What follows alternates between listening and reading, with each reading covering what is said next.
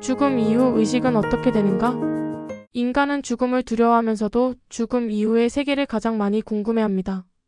성경은 죽음을 잠이라고 부르고 과학은 의식을 신비로운 파동으로 설명합니다.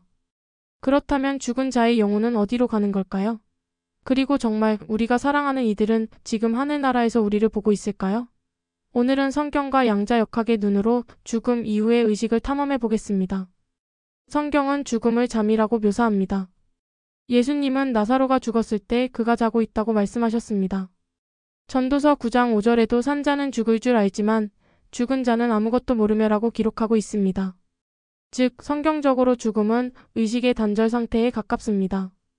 그러므로 2000년 전에 죽은 자나 오늘 죽은 자나 시간의 흐름을 느끼지 못한 채 재림의 순간 한순간에 깨어나는 것이지요. 마치 깊은 잠에서 눈을 떴을 때 시간이 얼마나 흘렀는지 알지 못하는 것과 같습니다. 성경은 죽음을 무의식의 상태, 그러나 부활을 기다리는 잠으로 표현하고 있습니다. 하지만 여기서 질문이 생깁니다. 예수님은 십자가 위의 강도에게 이렇게 말씀하셨습니다. 오늘 네가 나와 함께 낙원에 있으리라. 이 말씀은 죽자마자 낙원에 간다는 의미일까요?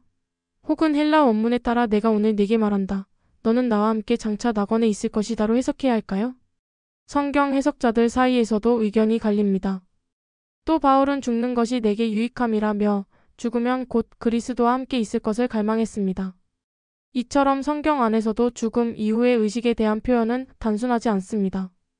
그러면 과학은 어떤 입장인지 시선을 돌려보겠습니다. 양자역학은 입자가 동시에 여러 상태에 존재할 수 있고 관측할 때에만 결정된다고 말합니다. 그렇다면 의식도 하나의 양자적 현상일 수 있을까요? 일부 과학자들은 우리의 뇌가 단순한 신경회로가 아니라 양자 중첩된 정보 패턴일 가능성을 제기합니다. 즉, 죽음은 단순히 전원이 꺼지는 것이 아니라 의식 파동이 해체되고 새로운 가능성의 장으로 이동하는 과정일 수 있다는 것이지요. 성경이 말하는 잠은 이런 과학적 설명과도 어딘가 닮아 있습니다. 관측되지 않는 의식, 그러나 부활이라는 순간에 다시 관측되어 존재가 회복되는 현상처럼 말입니다. 2000년 전에 죽은 자와 오늘 죽은 자가 예수님 재림 때 동시에 깨어난다면 그들에게 흘러간 시간은 어떻게 느껴질까요? 상대성 이론에 따르면 시간은 절대적이지 않습니다. 빛의 속도에 가까울수록 시간은 멈춘 것처럼 느껴집니다. 죽음 이후 무의식의 상태에 들어간다면 그들에게는 순간 이동과도 같은 경험일 수 있습니다. 즉, 어제 숨을 거둔 사람이나 2000년 전에 숨을 거둔 사람이 모두 동일하게 하룻밤 깊은 잠에서 깬 듯 부활의 아침을 맞이하는 것이지요. 성경의 시선과 물리학의 시선이 이 지점에서 만나는 것 같습니다. 많은 교회는 천국 환송 예배를 드리며 마치 돌아가신 분이 당장 천국에서 예수님을 만나는 것처럼 말합니다. 이것은 성경의 부활 신앙을 단순화한 표현일 수 있습니다. 실제 성경은 죽음은 끝이 아니며 부활의 약속이 있다는 희망을 강조합니다. 따라서 지금 죽은 자는 의식이 없는 잠의 상태에 있고 하나님의 시간 속에서는 곧바로 재림과 부활에 이어질 것입니다. 남겨진 자들이 보기에는 긴 세월이지만 죽은 자의 입장에서는 눈 감았다가 곧 뜨는 순간인 셈이지요. 여기에 양자역학적 해석을 더하면 우리의 의식은 잠시 파동으로 흩어졌다가 하나님의 부르심에 의해 다시 구체적인 실체로 결집되는 것이라고 상상해 볼 수 있습니다. 죽음은 끝이 아닙니다.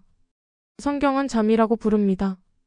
의식은 무의식의 강을 건너 시간의 흐름을 건너 부활의 순간을 기다립니다. 그리고 과학은 의식과 우주가 우리가 아는 것보다 훨씬 더 깊고 신비롭게 연결되어 있음을 암시합니다. 죽음 이후를 향한 우리의 질문은 단순한 호기심을 넘어 지금 어떻게 살아야 하는가를 묻는 근본적인 질문입니다. 오늘을 살아가는 우리 모두 죽음을 두려워하기보다 깨어날 아침을 준비하는 지혜가 필요합니다.